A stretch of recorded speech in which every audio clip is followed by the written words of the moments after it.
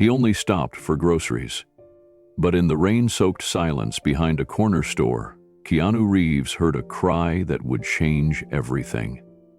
A newborn, alone in a cardboard box. No note, no name, just tiny fists trembling in the cold. What he did next wasn't in any script, and it left the world speechless. Before we continue this incredible story, let us know where you're watching from. If you enjoy stories like this, subscribe to the channel, because tomorrow we have another inspiring story you won't want to miss. The night had settled over Los Angeles like a thick, quiet blanket. The last scenes of the day's shoot had wrapped hours ago, and Keanu Reeves had changed out of his costume into jeans, boots, and a black hoodie. He didn't need much, just a few groceries, a loaf of sourdough, almond milk, maybe some tea. Simple comforts after a long day. The rain had started as he pulled into the side lot of a small 24-hour corner store nestled between shuttered shops and flickering neon signs. It wasn't pouring, just a light, steady drizzle that glazed the sidewalk and painted everything in dim reflections. He parked his motorcycle under the overhang, slipped off his helmet, and shook out his damp hair.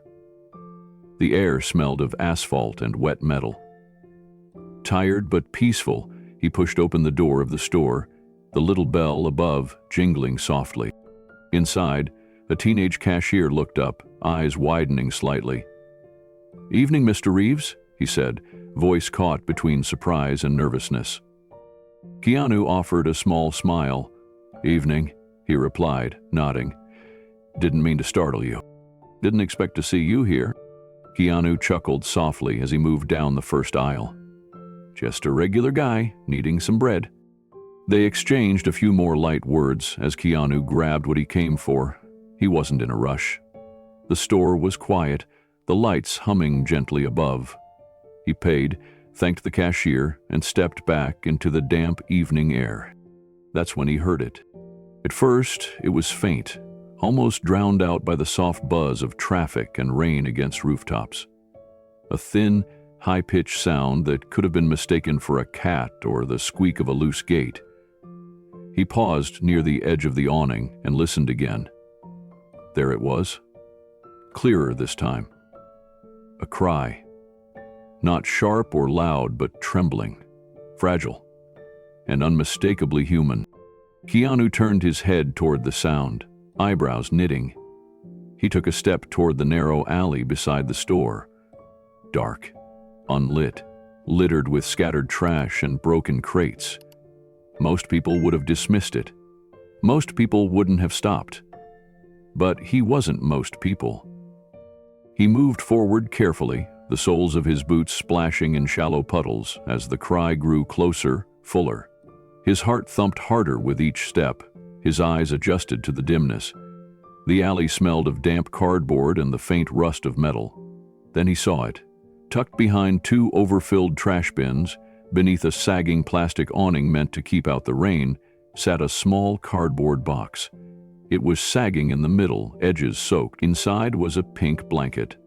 Thin, frayed, barely enough for warmth. And in the middle of that blanket, a baby. She was tiny, no more than a few weeks old. Her skin was pale from the cold, her cheeks wet with tears. Her fists waved in the air as if searching for something to hold on to. The crying had weakened, broken by hiccups and shudders. She looked around blindly, lips quivering, lungs struggling. Keanu froze. The world narrowed. Everything around him seemed to fade. The patter of rain, the hum of streetlights, even the distant sound of passing cars. All he could focus on was her. A baby, alone, in a box. He dropped to one knee without thinking. His breath caught in his throat as he leaned in closer. The baby's eyes met his, wide and glistening, filled with confusion, fear, and something deeper, an unspoken question, as if asking, "Will you help me?" Keanu's hands trembled slightly as he reached for her, not from fear, but from something deeper, a quiet shock, a sorrow too sharp to name. He gently pulled the box toward him, and reached into his coat pocket for the clean handkerchief he always carried. Carefully, he dabbed the rain from her forehead, her tiny nose, her tear-streaked cheeks. The cloth was warm from his body, and she seemed to settle just a little under its touch.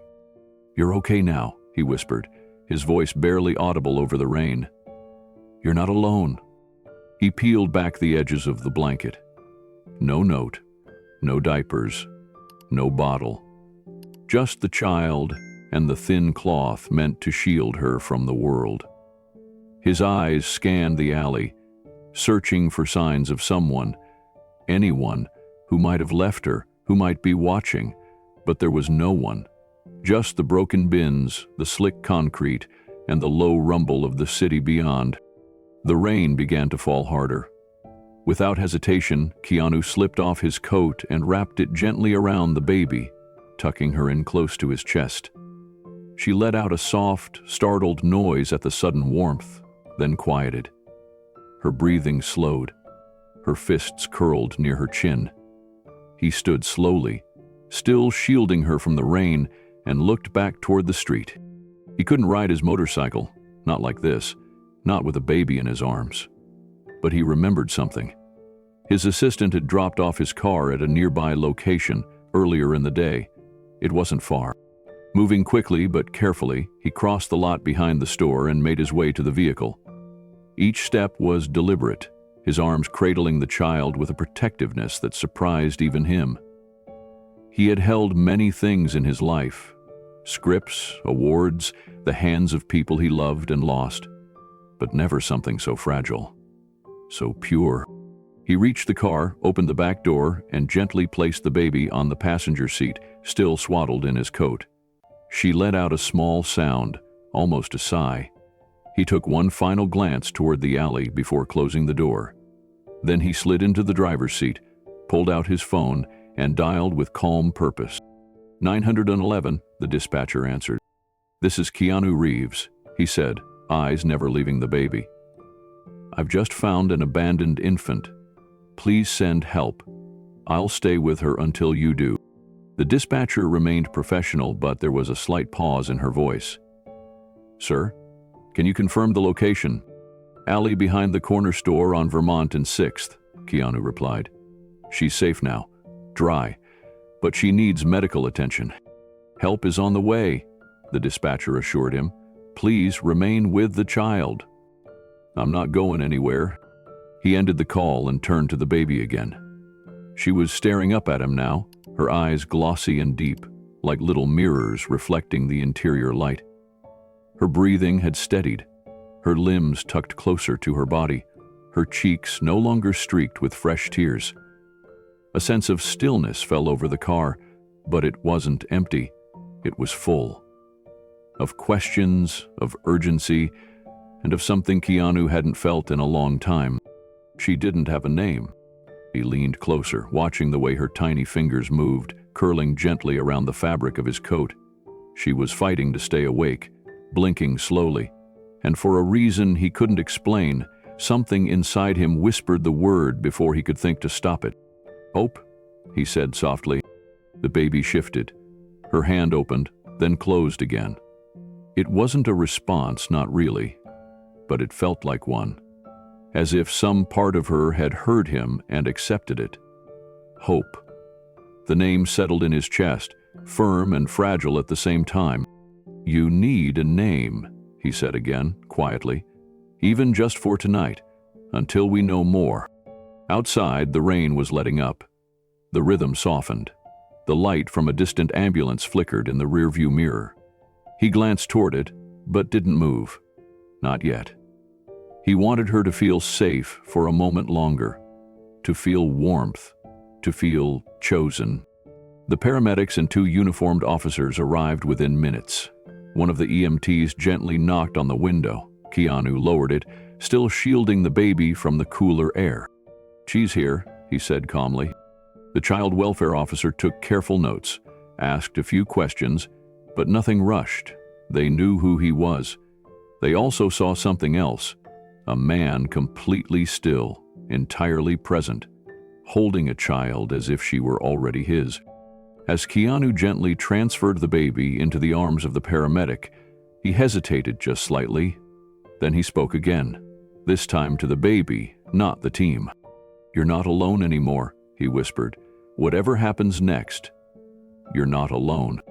The ambulance doors closed. The flashing lights disappeared into the mist, and Keanu stood in the street, coat damp, heart shaken. He didn't know where this road would lead, but he knew one thing for certain. He wasn't walking away. Keanu sat in the parked car, the engine off, the rain now reduced to a mist that clung to the windows. The baby was still wrapped in his coat, resting on the seat beside him. Her eyes were half closed, the earlier tension in her body slowly fading into the comfort of warmth and safety. The world outside moved as if unaware of this small miracle unfolding in the silence. He leaned his head back against the seat, his gaze drifting to the ceiling of the car. Something inside him felt unsettled, not from fear, but from a storm of emotion he hadn't felt in years. The helplessness of that small cry, the fragile skin of her hands, the instinct to protect her, it all hit him like a wave he hadn't seen coming. His throat tightened. His mind wandered backward without invitation, to the hospital room where silence fell heavier than air, to the still image on the monitor. His daughter, Ava, had never opened her eyes. Jennifer had squeezed his hand, tears streaming down her cheeks. They had named her before she was even born. Filled the nursery with soft colors, bought tiny socks, and dreamed aloud about first steps and sleepy Sunday mornings, and then nothing. Just silence. Jennifer had passed away months later. An accident. Quick, sudden, cruel. Years had gone by. He had learned how to breathe again, how to smile for others even when the pain hadn't left. But tonight, looking at the baby beside him, something cracked open. Not in a painful way, but like the slow splitting of old ice in spring. Something warm was rising where there had only been cold. She stirred slightly, her face scrunching, her lips twitching into a weak frown. Keanu reached out slowly, resting his fingers beside her on the seat. She reached instinctively, her tiny hand brushing against his knuckle before curling weakly around it. "You're a fighter," he whispered. "I can tell." The word came to him again, the one that had formed in the alley without thought. Hope. "Hope?" he said aloud this time, testing the sound. She didn't react much, just a slow blink, but the name settled in his chest like it had always belonged to her. He smiled, faintly, blinking away the sting in his eyes. "You need a name," he whispered, voice rough. "And I need a reason." For several long minutes he just sat with her. The heater hummed softly, the world beyond the windshield blurred into quiet. Then the red and blue lights returned, spinning softly through the mist. A dark SUV pulled up behind him. One paramedic, one child welfare worker, and 2 police officers stepped out. Keanu reached for the door handle. "I've got you," he said one last time, gently lifting her into his arms. She made a faint sound, no longer a cry, just a breath. He stepped out of the car slowly, holding her close to his chest, his coat still wrapped securely around her. The child welfare worker, a woman in her mid-40s with kind but alert eyes, approached first. Her name tag read Denise. She carried a clipboard, but her expression softened the moment she saw the bundle in Keanu's arms. "You okay?" she asked gently. "She's calm now," Keanu replied. "Cold? Hungry, probably, but she's strong." Denise nodded. "Do you mind if I take her?" Keanu hesitated, even though he knew he had to let go. His arms had created a space for this child, a barrier between her and the world. In just a short time, she had gone from stranger to something far more personal, more important. But he knew this wasn't about him. It was about her safety, her future. Still, as he gently handed Hope over, he held her for just one extra second. "Her name's not official," he said quietly, But while I waited, I called her Hope. Denise looked down at the baby, then back at him. That's a good name. One of the paramedics stepped forward, offering a warm blanket. Denise shifted Hope carefully into her arms, wrapping her tighter. The baby let out a small whimper, then went quiet again. Keanu kept his eyes on her.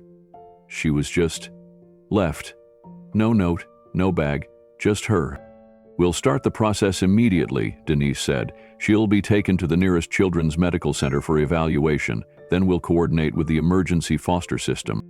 Want to be involved, Keanu said, his voice firm but calm. I want to know where she ends up. I'm not walking away from this. That made the officer standing nearby raise his eyebrows. Denise glanced at him briefly, then looked back at Keanu. You understand there's a process? I do. Whatever you need me to do, I'll do it. I want to make sure she's okay. Denise paused, watching his face. She wasn't new to this job. She had seen people walk past babies left in worse conditions without blinking, but here was a man who had not only stopped, but stayed, who had wrapped the child in his own coat and waited through the rain for help. I'll make a note of that, she said. Thank you, Mr. Reeves. Most people wouldn't have even stopped. I didn't choose to find her, he said quietly, but I won't choose to forget her either. They shared a brief nod before Denise turned and walked toward the ambulance, the baby nestled close to her chest. Keanu watched until the doors closed, until the flashing lights began to pull away. Only then did he realize how heavy the air felt around him. The ambulance disappeared into the foggy night, its lights vanishing around the corner like a quiet promise slipping into darkness. Keanu stood still on the wet pavement, his coat damp from the alley, his arms suddenly empty. The echo of Hope's cry lingered somewhere inside him, not in his ears, but in his chest. He didn't move right away. The officer nearby asked if he needed anything. He shook his head. No, I just need a minute. And they gave it to him. The world had changed in less than an hour. One moment, he was just a man, buying almond milk and bread. The next, he had been pulled into something deeper, something that refused to let go. Eventually, Keanu climbed back into his car. He sat for a long time without starting the engine, the empty passenger seat still carrying the faint warmth of where she'd lain. Her small imprint on the coat, her hand that had curled around his finger, her eyes wide and wondering, like she'd seen something she didn't yet understand. He ran a hand through his wet hair, rested his elbows on the steering wheel, and let out a breath he didn't realize he'd been holding. He had known pain, real pain, the kind that silences rooms and rearranges lives. He had lost his daughter before she ever cried. He had lost Jennifer without a chance to say goodbye. He had walked through mourning like a fog, functioning for others while his soul stayed curled up in corners. But tonight had been different, because tonight someone had needed him. Not because of who he was, not because of his name, his films, his history. She hadn't known any of that. She had only known that someone picked her up, someone held her, someone stayed. He thought of the name again, Hope. It hadn't come from logic or memory. It had just arrived, like a whisper, pulled from the part of him that still believed in something good. He pulled out his phone again and opened his notes app. He typed a single sentence. Her name is Hope. He didn't know what it meant yet, didn't know what his role would be or how long it would last, but he knew she had awakened something in him, something real, something long asleep. The phone buzzed, a text from his assistant. Everything okay? Keanu stared at the message, then replied simply, I found a baby tonight. I think it's going to change everything. He sat for another moment, then finally started the engine. The tires rolled gently over rain-soaked pavement. As he pulled into the quiet night, one thought stayed with him. Maybe he hadn't saved her. Maybe she had saved him first. 3 days had passed since the night in the rain. Keanu had gone back to his routine.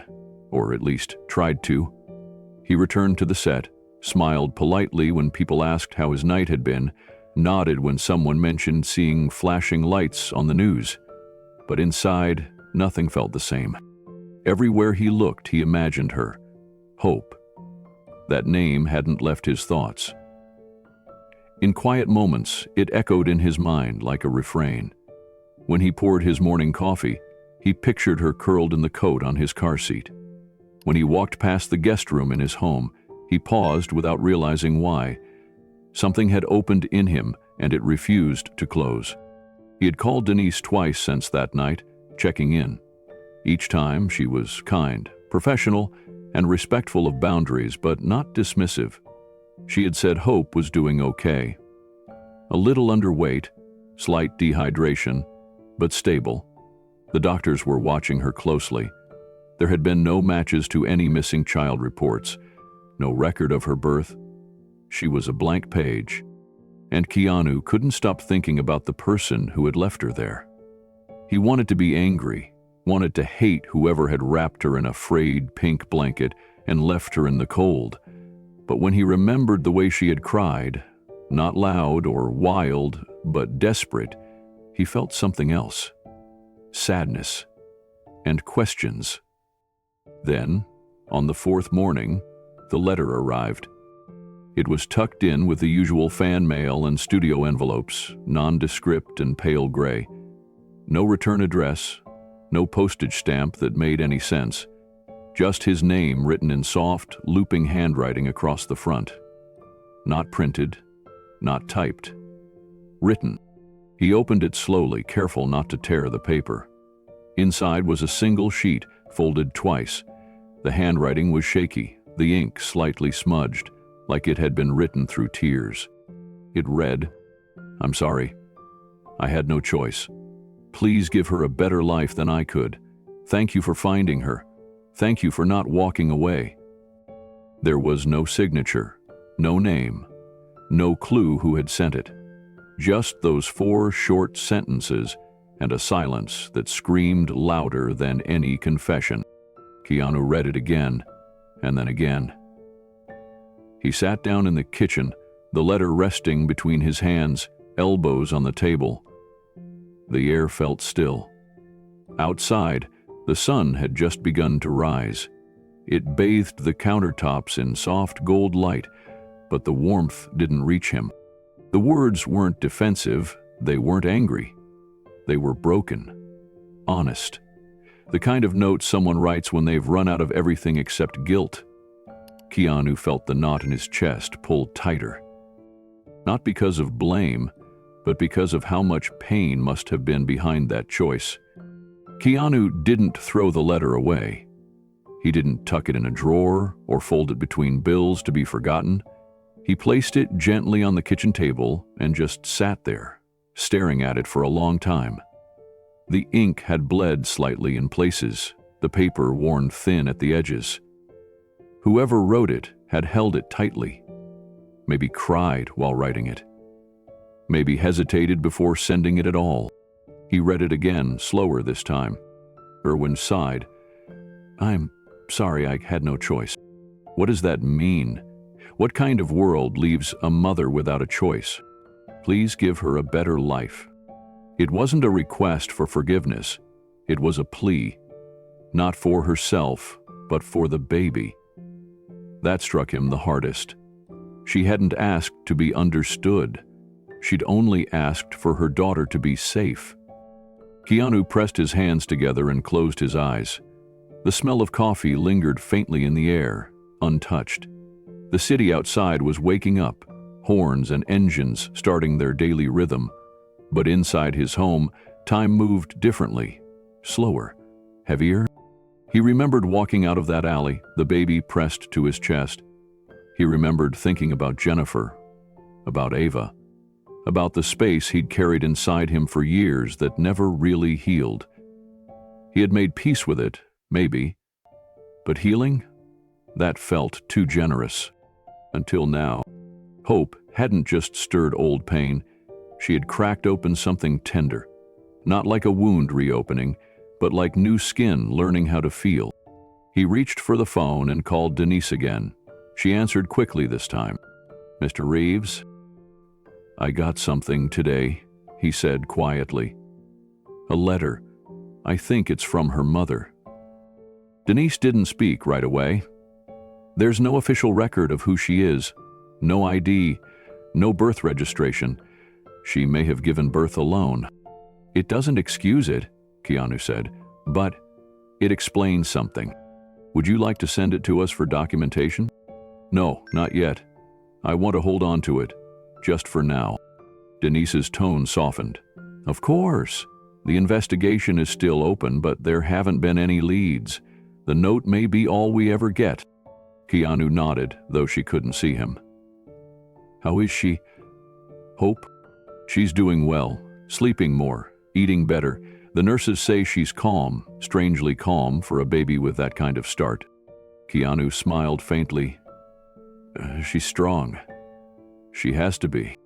And you're still interested in being involved?" "More than interested," he said. "I think I need to be." There was a pause, and then Denise said, "Then we'll talk soon."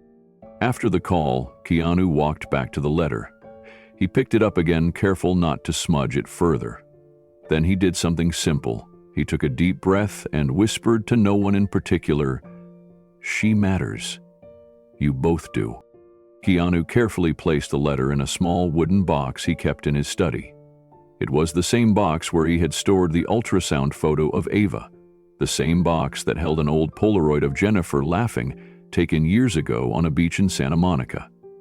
The letter now rested beside them, folded with quiet reverence. It didn't belong to the same past, but it belonged to the same heart. That night, sleep didn't come easily. He found himself pacing the house in socks, walking past windows and half-lit rooms, replaying the last few days. A baby abandoned, a name spoken into silence. A letter written by a woman who had disappeared as quickly as she had given life. He couldn't let it go, not the memory, not the responsibility, not the quiet thread that had begun to tie itself around his life. He didn't know what would happen next, whether the mother would resurface, whether family would come forward, whether the system would pull him into something he hadn't prepared for. But he knew one thing. He couldn't forget Hope, and he couldn't pretend she had just been a moment. The next morning, Keanu stood in front of his mirror, freshly showered but weary. He studied his reflection, noticing the dark circles under his eyes. The days had been short, the nights long. But under that fatigue, there was something else. A weight, yes, but also a clarity. He picked up his phone again and made another call, this one to a friend, a lawyer who had worked on adoption and foster cases for over a decade. "I need to know what it takes," Keanu said without preamble. "To do what?"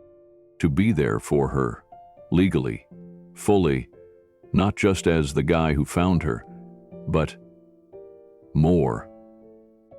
There was a beat of silence, and then the lawyer said, "You're serious?" "I've never been more serious." "All right," the lawyer replied. "Then let's start with a few things. Background checks, home visits, training. It's a process. I don't care how long it takes. You do know the system can be complicated." Keanu let out a breath. "She's already changed my life. I can't walk away from that." "I won't." The lawyer's voice shifted. "Then I'll make the first call for you." After they hung up, Keanu grabbed a notepad and pen. He sat at the kitchen table and started a list. Pediatricians to research, child development books to buy, supplies to gather. He wasn't doing this halfway. He didn't want to be a hero. He wanted to be someone Hope could count on. Someone who stayed. And in the middle of that page, above all the scribbled notes, he wrote her name again. Hope. Just that. No last name. Not yet. But maybe. Someday. The morning was quiet, but Keanu's heart was not. He stood in his kitchen, sunlight creeping slowly across the floor, and stared at the number on a sticky note beside the coffee maker. It was Denise's direct line. He'd written it down after their last call. He hadn't touched it in days. But now, everything in him said it was time. He picked up the phone, held it to his ear, and dialed. She answered on the second ring. "Denise Foster Services, this is Denise speaking." "It's Keanu," he said, his voice calm but firm. There was a slight pause, then a gentle professional warmth in her tone. "Mr. Reeves, good morning." "I want to start the process," he said. "Not just to check in, not to observe. I want to become her foster parent. I want to be there." Denise was silent for a moment. "You're talking about Hope." "Yes," he said. "That's what I've been calling her. It's what I still call her. I know she might have a different name eventually, or maybe she does already, but that's what I see when I look at her. I see hope." Denise's voice lowered. "You understand this isn't a one-step process.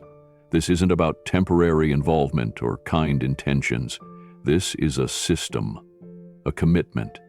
Home studies, parenting classes, background checks, fingerprints, psychological assessments." "I understand," Keanu said. "And I'm willing to do all of it. Every step, however long it takes." Another pause. Then she said softly, "Most people in your position don't do this themselves. They send someone, a lawyer, I'm not most people," he replied, "and she's not just another case to me." He heard Denise exhale slowly, as if something in her had relaxed. "All right. Then we'll begin with the basics. I'll email you the application packet and a checklist for the next 3 weeks. There's a lot, and it moves slowly at first. I'm ready." He meant it. That afternoon, the email arrived. The subject line read, "Hope Foster Inquiry, Initial Steps."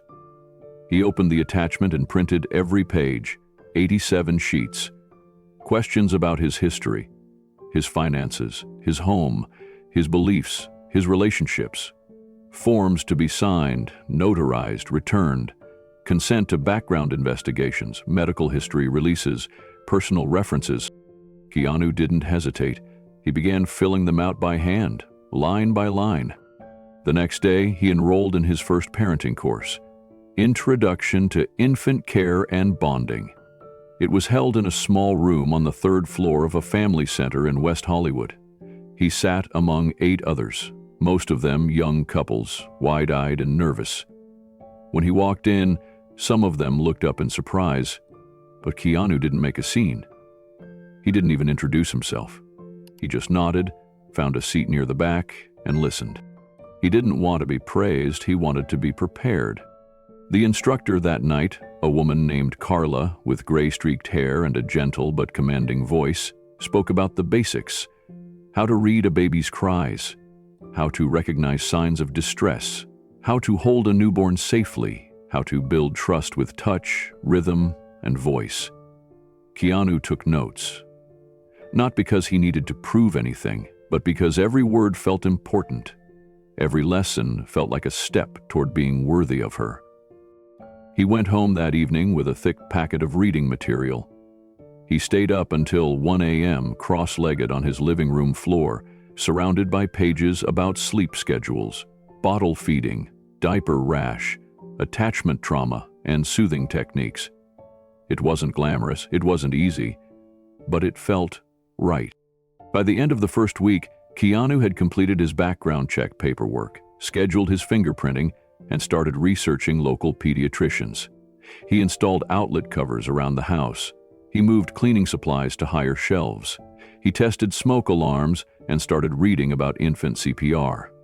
The guest room, once rarely used, slowly began to shift in purpose. He removed the art from the walls, cleared out the dresser drawers, and stood in the middle of the room, imagining what it would take to make it a place of comfort for someone small. A few days later, Denise called again. "We received your forms. Everything looks good so far. You'll be assigned a case coordinator soon. They'll do an initial home visit." "Okay," Keanu said, pen in hand, writing everything down. "They'll want to know why you're doing this," she added. "It's part of the assessment." He paused. "I don't have a polished answer." "You don't need one," she said. "You just need a real one." That night, he sat down with his journal and wrote something for himself. Not a letter to Hope, not a speech for court, just a page titled, "Why I'm Doing This." He wrote, "Because she was alone, and now she doesn't have to be. Because I lost people I loved and kept breathing anyway.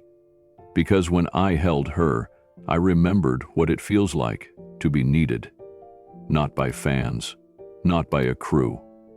By a human being who couldn't speak but said everything with a cry. Because love doesn't wait until you're ready.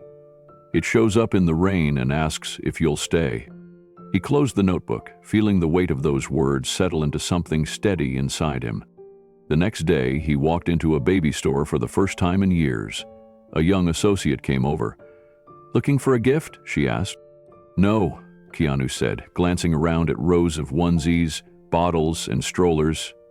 "Looking for a start?" She smiled, unaware of the story behind his answer. He left with a car seat, a baby carrier, and a soft yellow blanket. It was a beginning. Keanu stored the baby items carefully. The car seat went into the trunk of his SUV, secured and triple-checked. The blanket was folded and placed in the guest room dresser, now empty and ready to be filled with things that mattered. He stood in the center of that room for a while, looking around at the pale walls and hardwood floor. It still felt quiet, too quiet, but not for long. Later that week, he met with the case coordinator assigned by the agency.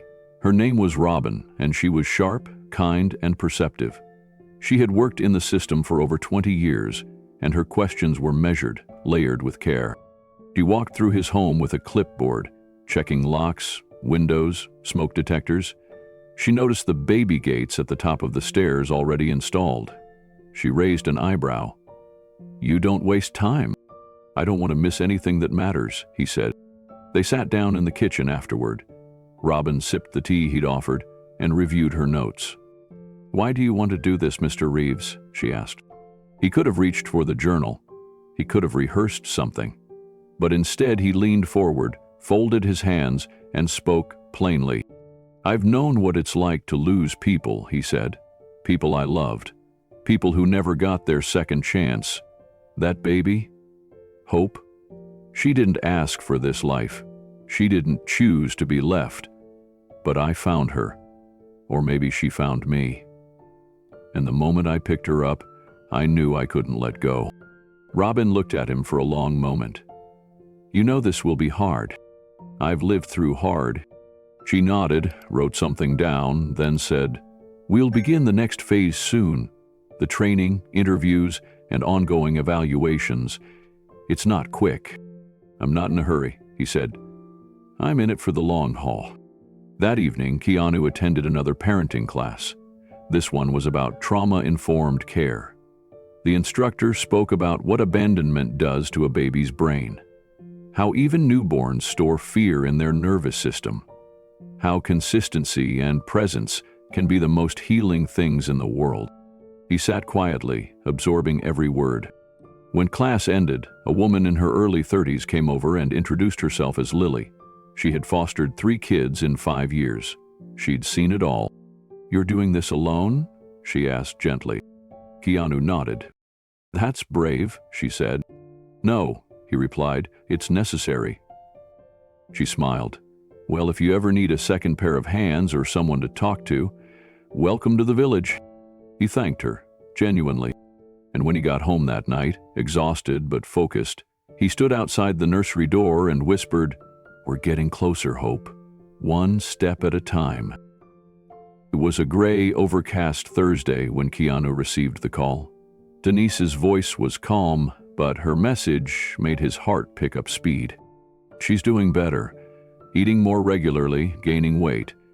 Her pediatric checkups have all come back clear," she said. "We think it's time you visit." Keanu sat down slowly on the edge of his couch. "Today? If you're available," Denise replied. "We've scheduled a quiet time at the Child Welfare Center. Just you, one social worker, and Hope." Hope. The name never stopped landing gently in his chest. Every time he heard it, It reminded him of that alley, that silence before the cry, and the way, holding her, had steadied something inside him. "I'll be there," he said without hesitation. An hour later, he pulled into the parking lot of the downtown child welfare office. The building was low and wide, surrounded by trimmed hedges and a handful of trees that swayed with the wind. The sidewalk was wet from the night's rain. Keanu stepped out of his car wearing a dark wool coat and holding a carefully wrapped gift, a soft lion plush toy he had bought just days before. Something for her to keep, something constant. Inside the building, he checked in with the front desk. A young woman in glasses smiled faintly when she saw him, surprised but composed. "They're expecting you upstairs, Mr. Reeves, room 3B. He thanked her quietly and took the elevator up. The hallway was long and painted in warm pastel tones. Children's artwork hung on the walls, handprint butterflies, crayon houses, scribbled hearts with stick figures smiling beneath the sun. Every drawing told a story of someone waiting for a place to belong. When he reached the door of room 3B, he paused. His heart was pounding, not with fear, but with the weight of anticipation. He took a breath and knocked gently. The door opened, and a kind-paced woman in her 50s greeted him. Her ID badge read, "Miriam, Child Specialist." "She's inside," Miriam said with a soft smile. "She's calm today, just woke up from a nap." Keanu followed her into the room. It was softly lit with a few lamps, casting a warm glow across the space. Gentle music played from a small speaker. The walls were lined with plush seating, bookshelves, and a few toys. In the center, in a white bassinet trimmed with yellow stars, lay the baby he hadn't stopped thinking about. Oh, she was swaddled in a fresh yellow blanket, her tiny legs visible as she shifted. Her face was rounder now, her skin rosier. When she turned her head and saw him, her eyes opened wider. She blinked, then blinked again. And then, as if something deep inside her remembered, she kicked her legs. Keanu froze just inside the doorway, one hand still holding the small lion plush. The world around him dimmed. There were no cameras, no lights, no scripts, just a man standing before a child who had changed his life, without ever speaking a word. Miriam stepped aside, watching silently as Keanu took slow steps forward. "Can I he asked softly. "Of course," she replied. "She's awake and alert. It's a good time." Keanu approached the bassinet, his breath caught somewhere between joy and awe. He knelt beside it, careful not to make any sudden moves. Hope shifted again in her blanket. Her eyes didn't look away from his face. "Hey, little one," he whispered. "You remember me?" She blinked slowly, then moved her tiny fists toward her chin, almost like she was trying to focus. Her legs gave another excited kick beneath the edge of the blanket. He smiled gently. "Yeah, I think you do." From the inside pocket of his coat, he pulled out the lion plush. It was small, soft, and slightly weighted in the paws. He offered it to her, resting it at the corner of the bassinet. Hope's eyes followed it. Her fingers reached slowly, brushing against the fur before curling back again. "He's been quiet most of the day," Miriam said behind him. But when she saw you, her heart rate jumped a little. "In a good way." Keanu didn't take his eyes off her. "She's beautiful," he said, voice low and steady. "Is me," Miriam agreed. "And she's watching you, like she remembers something." "Maybe she does." Miriam came to stand beside him. "Babies can't recall faces the way we do, but they remember warmth. They remember voice, scent, rhythm. She knows she was safe with you. That..." Keanu reached into the bassinet and slowly extended his index finger. "Hey, Hope," he whispered. "I'm still here." Her hand twitched, then opened. Then, without hesitation, her tiny fingers wrapped around his. It wasn't strong, but it was sure. The room went still. Keanu felt something shift deep inside him, like a door opening he didn't know had been closed. Her grip was small but absolute. She wasn't just responding, she was reaching, choosing. His throat tightened. He didn't try to speak. He just let the moment happen. Miriam knelt beside him, watching with quiet reverence. "You don't see that every day," she said softly. "Babies this young, especially those with trauma, don't usually reach out so soon." Keanu nodded slowly. "Maybe she knows what I know." "What's that?" "We're not strangers anymore." Hope blinked again, still holding his finger, still watching his face. Her breathing stayed calm. Her tiny body relaxed a little more. And in that moment, Keanu wasn't just visiting her. He was showing up. Keanu stayed by the bassinet for nearly an hour. He didn't hold her. Not yet. He didn't want to rush a moment that already felt profound. Instead, he just remained close, his hand within her reach, his voice steady and calm as he spoke softly. Simple words, not rehearsed, not grand, just presence. He told her she looked stronger. He commented on her little lion socks. He described the nursery he was building, the books he wanted to read to her someday, the music he thought she might like. His voice was a low hum in the warm room, and through it all, Hope kept her eyes on him. Not fidgeting, not distressed, just watching. At one point, she let go of his finger, stretched a bit, then found it again and grabbed tighter. Miriam sat quietly in the corner, taking notes for her report, but mostly observing something more important than paperwork. "You were right," she said after a while. "She remembers." Keanu nodded slowly, not taking his eyes off Hope. "So do I." Eventually, Miriam stood and gently approached. "We'll have to wrap the visit soon," she said softly. "She'll need to rest, and the nurses will want to check her feeding schedule." Keanu nodded. He understood, but his hand lingered for one more moment in hers. Then he let go. Carefully, quietly, he stood and looked down at her. "I'll be back," he whispered. "I promise." Hope didn't cry. She didn't fuss. She just watched him go with those same calm eyes, as if she already believed him. He placed the lion plush beside her in the bassinet and smiled. "He needs something constant," he said to Miriam. "Let her keep that, even if I can't be here every day." Miriam nodded. "Of course." As they walked back down the hallway, Keanu's steps were slower.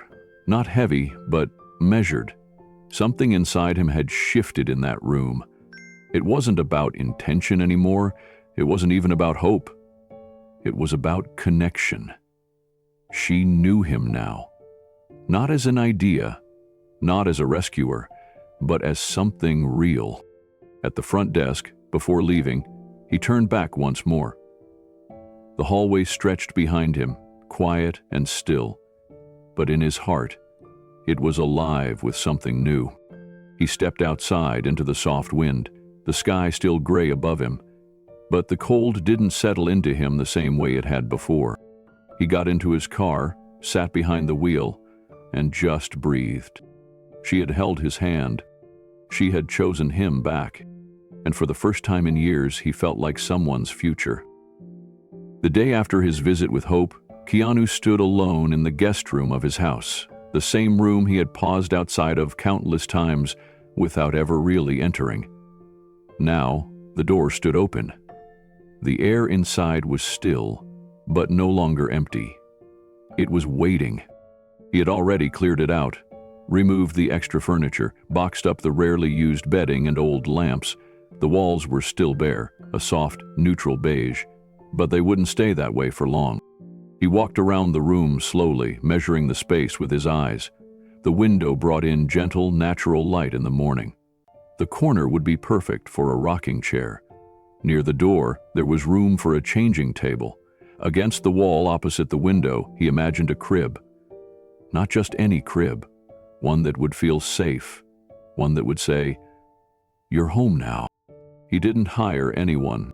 No decorators, no contractors.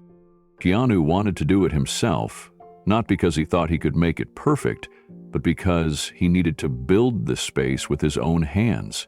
He needed to make it real. He went to a local hardware store, dressed in his usual hoodie and jeans, baseball cap pulled low. He walked the aisles with a cart, filling it slowly. Soft white paint for the walls, wall anchors, screws, a toolkit upgrade, a measuring tape. Then to a baby store down the block, where he bought a wooden crib, a changing table, and a glider chair with a gray cushion. He returned home and laid everything out in the middle of the room. The unopened boxes, the unshaken cans of paint. He rolled up his sleeves and began. The walls came first. It took him 2 days to finish. He painted them a warm, soft white with hints of cream that caught the light in just the right way. The air smelled faintly of fresh paint and new beginnings. As the walls dried, he started assembling the furniture. The crib gave him the most trouble. The instructions were printed in small text, with diagrams that didn't make much sense unless you already knew what you were doing. He didn't. But he didn't give up. He stayed up late that night, trial and error, sweat on his forehead, frustration creeping in, but never winning. When he finally stood back and saw the crib finished, sturdy and level, he felt something more than pride. He felt prepared. The changing table went up the next morning, followed by shelves he installed on the far wall, simple ones made of pine.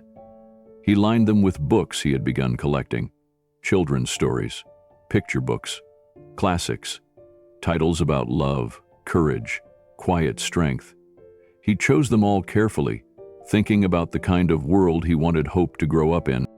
And in the corner by the window, he placed the glider chair and sat down for a moment. He didn't move. He just looked around and exhaled. Keanu knew the nursery wasn't about perfection. It wasn't about Pinterest-weathery aesthetics or magazine spreads. It was about warmth, safety, and creating a place where a child who had once known nothing but cold and fear could feel calm. He installed soft yellow nightlights on the walls, the kind that mimicked the glow of a gentle sunrise. He added thick white curtains to block the city lights at night, allowing darkness to fall peacefully. On the shelves, he placed stuffed animals, soft toys, and a carefully folded yellow blanket, like a promise wrapped in fabric. But it wasn't just the room that needed preparing. Keanu made appointments with pediatric specialists to understand what Hope might need medically. He spoke to doctors about feeding schedules, about growth milestones, about the subtle signs of discomfort or illness in infants. He read books about attachment and trauma, about how abandoned babies often carry invisible scars that take years to heal. He learned about infant massage techniques, about how touch could build trust. He listened to podcasts featuring foster parents, adoption experts, and child psychologists. At night, he would sit with a small lamp on, poring over articles and notes, trying to absorb everything he could. It was exhausting. It was overwhelming. But every bit of knowledge felt like armor against uncertainty. He wasn't trying to be perfect. He was trying to be enough. Enough to be the steady hand in a world that had been unsteady for her. Enough to be the voice that whispered, "You're safe." Enough to be the arms that held, the presence that stayed. One afternoon, a friend stopped by unexpectedly. Sandra Bullock, his longtime co-star and close confidant, noticed the boxes in the hallway and the smell of fresh paint. "Looks like someone's nesting," she teased with a warm smile. Keanu chuckled, exhausted but happy. "Yeah, nesting." She glanced around the nursery, her eyes softening. "It's beautiful. You're doing a good job." He looked down at the floor, feeling the weight of that simple praise. "I hope so." "It's not about hoping," she said. "It's about being here, and you are." They stood quietly for a moment, the noise of the city outside muffled by walls full of new beginnings. Later that night, after everyone had left, Keanu sat in the glider chair and rocked gently. He closed his eyes and imagined Hope there with him, safe and warm. The room was quiet except for the soft creak of the chair and the rhythm of his breath. He whispered into the stillness, "We're ready, whenever you are." As the days turned into weeks, Keanu's routine shifted. His calendar filled with parenting workshops, pediatrician appointments, and meetings with social workers. He learned how to install a car seat properly, how to prepare formula, how to soothe a baby's fussiness without panic. Every new skill was a small victory, every step forward a reassurance that he was becoming someone Hope could rely on. He researched sleep schedules and settled into a pattern of late-night reading, poring over guides on infant development and attachment theory. Sometimes he'd find himself rereading the same passage over and over, the words sinking in slowly. He wasn't trying to be perfect, he was just trying to understand what this little person needed from him. The house began to change too. Baby-proof locks appeared on cabinets. Electrical outlets were covered with plastic shields. Sharp corners softened with foam padding. He installed gates at the top and bottom of the stairs. The living room gained a soft rug, perfect for crawlers, and the kitchen held a high chair, waiting patiently. He even found himself humming lullabies under his breath, songs his mother used to sing to him, old jazz tunes he thought Hope might one day like. It wasn't easy. There were moments of frustration, fatigue, and uncertainty. Nights when he lay awake wondering if he was doing enough, if he was enough. Days when the weight of responsibility pressed so heavily that the world felt smaller and lonelier than ever. But there were also moments of joy, the feeling of holding a warm body in his arms, the softness of tiny fingers curling around his own, the small giggles he imagined she would soon make. One afternoon, after a long meeting with a pediatric nurse, Keanu sat in the car and exhaled deeply. He knew this was just the beginning of a long journey. He wasn't a seasoned parent or expert caregiver. He was a man learning how to be present, how to show up, how to love someone fiercely without knowing the outcome. And that was enough. As he walked back into his home, he paused outside the nursery door. He ran a hand over the smooth wood, feeling the promise of the space he had built, not with grandeur or perfection, but with intention and hope. He whispered softly, "This is where healing begins." Because sometimes all a child needs is someone willing to try, someone willing to stay. And Keanu was ready. 2 months passed since that first quiet visit with Hope.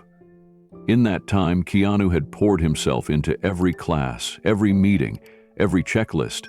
He had become a familiar face to the social workers, the pediatricians, and the case managers who cared for the baby he had once found alone in an alley. Now it was time for the courtroom. Keanu stood outside the courthouse on a crisp morning, the sun pale behind clouds. The building loomed large, its steps worn by decades of feet. He took a deep breath, adjusting the tie that felt heavier than usual around his neck. The reality of the day pressed down on him. Not fear exactly, but the weight of judgment, of questions he wasn't sure he could answer. Inside, the courtroom was quiet except for the soft shuffle of papers and murmurs from a few spectators. The judge, a woman with sharp eyes and an air of careful authority, presided over the proceedings. She motioned for Keanu to stand before her. "Mr. Reeves," she began, voice steady but not unkind. "You have come before this court to request temporary foster placement of the child known as Hope. This is a serious responsibility. Please explain why you wish to undertake this." Keanu's heart pounded, but he kept his gaze steady. The room felt charged, every eye on him. He knew this moment mattered, not just legally but emotionally. He could have prepared a speech, rehearsed lines to sound convincing, but when he spoke, it was from the heart. "She found me in the dark," he said softly.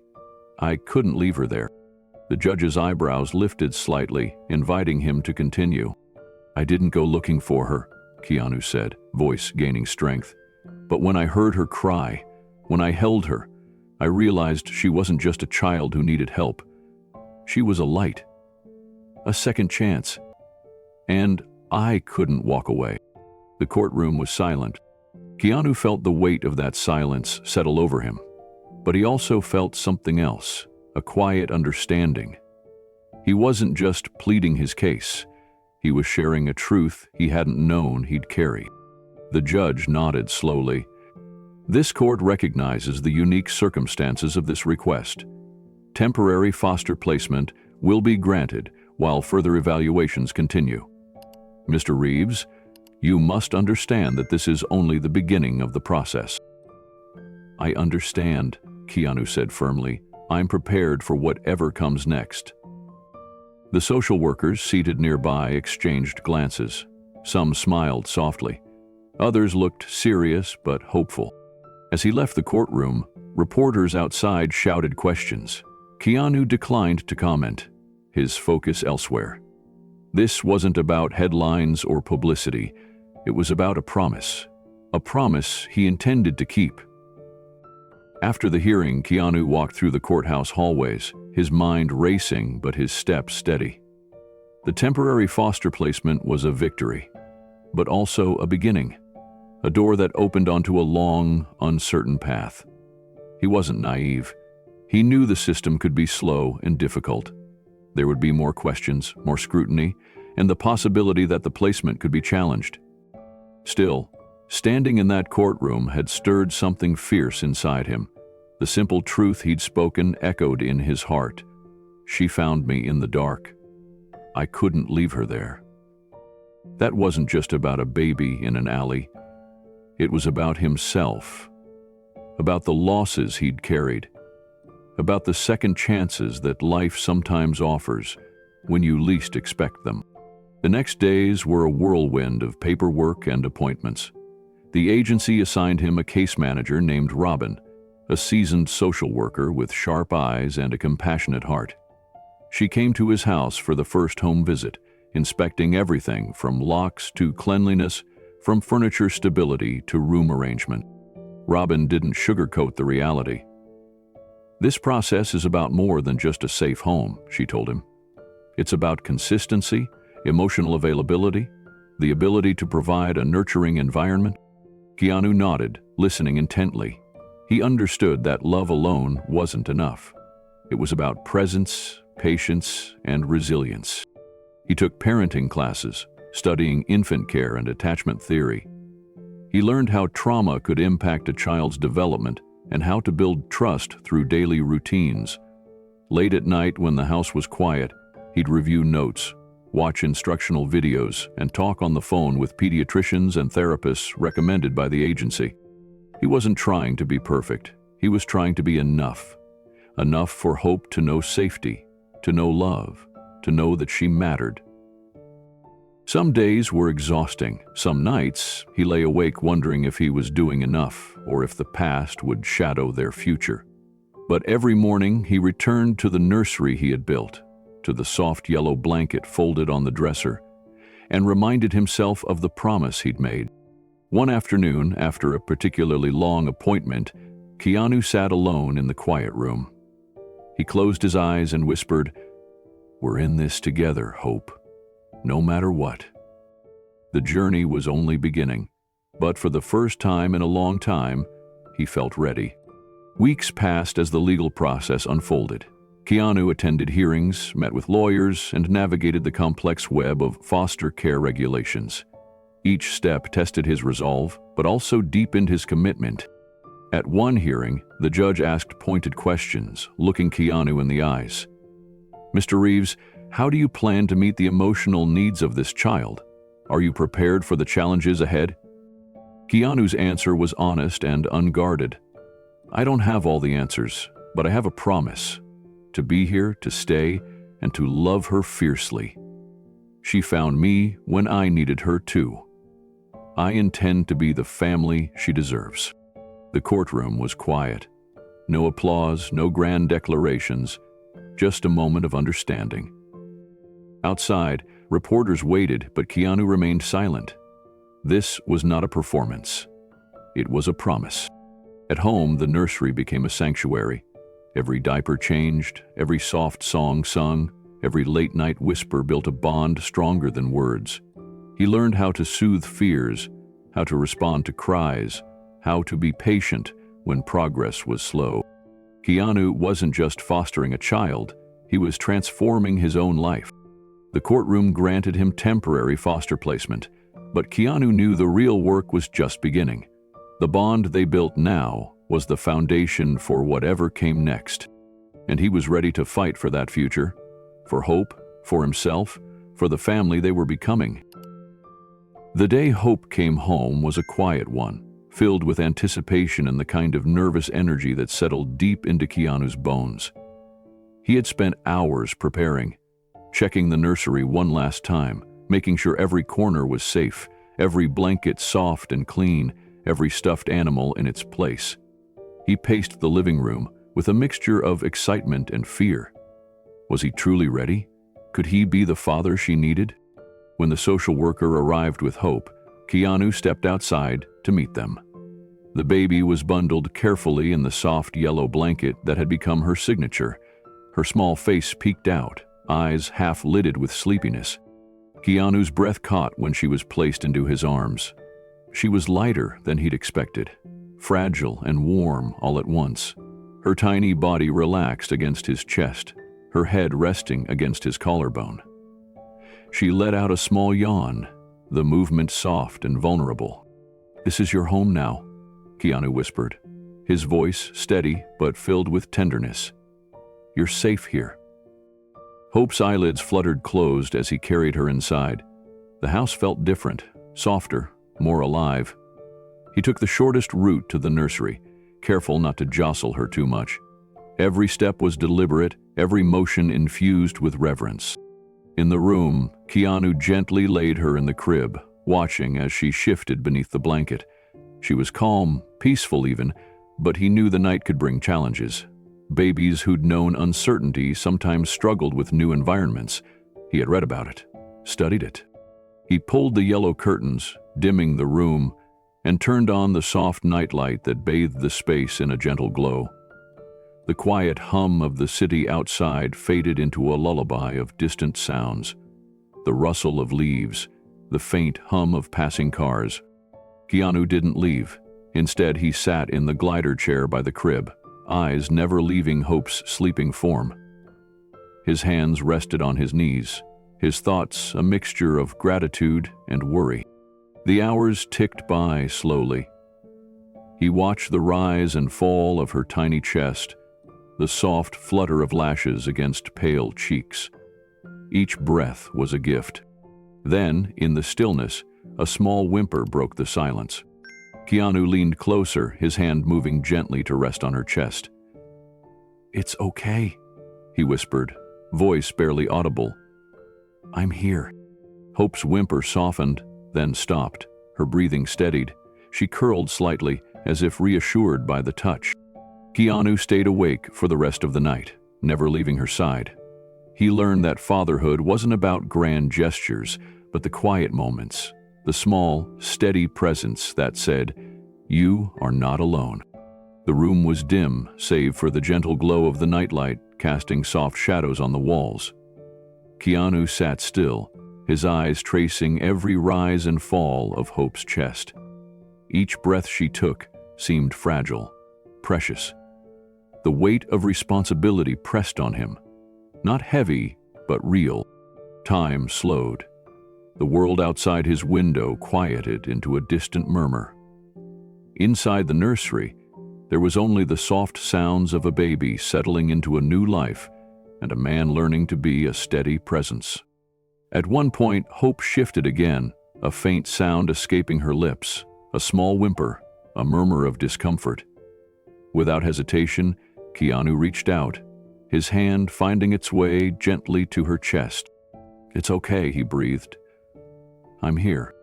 Her eyes fluttered open for a moment, meeting his with a soft gaze that seemed to say, "I'm listening." The tension in her tiny body eased, replaced by a delicate calm. He watched over her like a guardian, feeling the depth of the silent promise he had made. Not just to her, but to himself. To stay, to be present, to hold. The hours stretched on, and sleep teased at the edges of his consciousness. But every time hope shifted or murmured, he found himself awake, alert, willing. There was no script, no guidebook for this moment.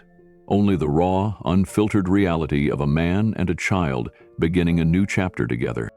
Keanu thought about the letter without a name.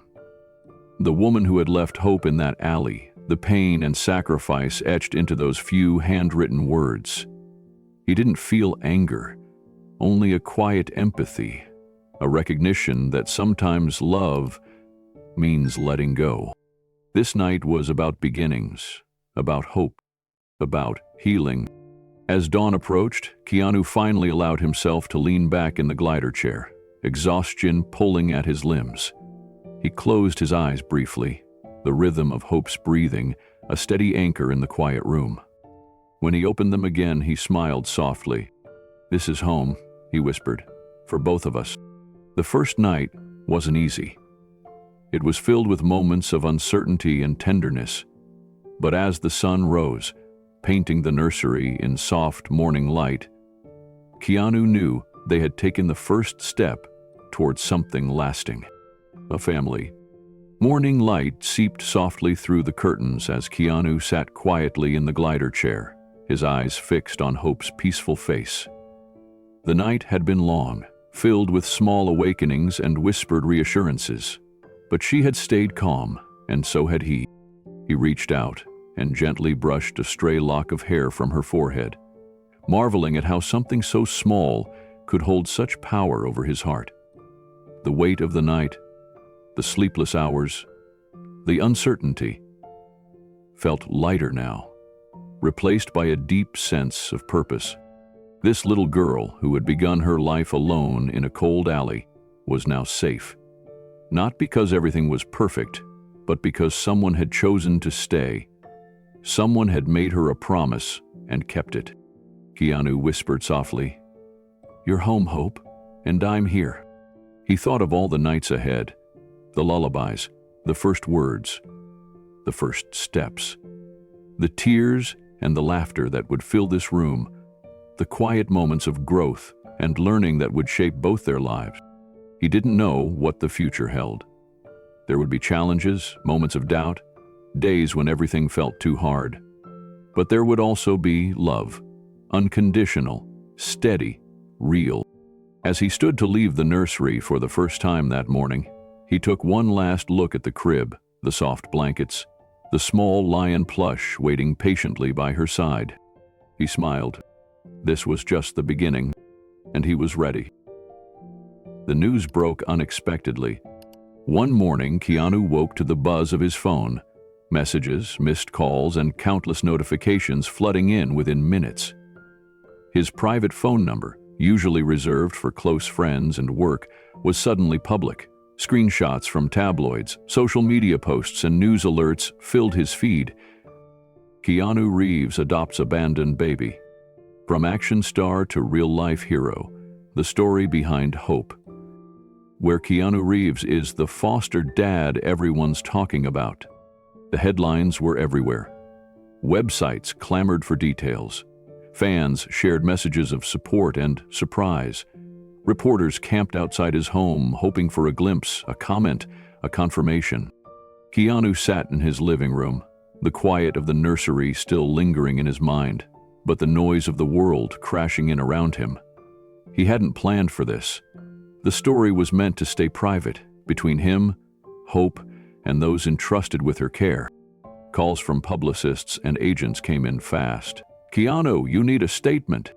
"Keanu, this is your moment." "Keanu, are you going to do interviews?" But Keanu knew what he had to do. He drafted a statement, clear and simple. "This is a private journey between me and someone who needed help. I am not doing this for praise or publicity. Please respect our privacy during this time." His publicist released the statement that afternoon. The media response was immediate. Some praised his humility, others speculated about the legal proceedings, and many expressed heartfelt admiration. Still, Keanu refused every interview request. No cameras, no microphones, just silence. The media storm grew intense for a few days. Paparazzi followed his every move. Online forums debated the story endlessly. Fans sent letters and gifts, some genuine, others intrusive. Headlines alternated between admiration and skepticism. Despite the noise, Keanu remained focused on what mattered most: hope.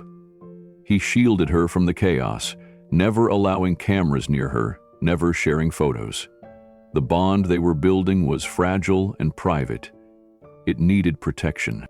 At home, the walls he had painted with soft white now felt like a sanctuary from the world's prying eyes. The nursery was a place of calm, a refuge from the flashing bulbs and harsh questions. He often thought about the letter without a name, the note from Hope's birth mother. That quiet plea had set everything into motion. Now, amidst the whirlwind, Keanu understood more deeply the weight of that choice and the preciousness of the trust placed in him. He didn't need the world to know the full story. He just needed to keep the promise he had made. The days following the media explosion were a strange blend of normalcy and intrusion. Keanu moved carefully through his routine, always aware that cameras or reporters could be lurking nearby. He declined invitations, avoided public events, and kept his social media silent. His focus was narrow: Hope and her well-being. Inside the house, the quiet moments became even more sacred.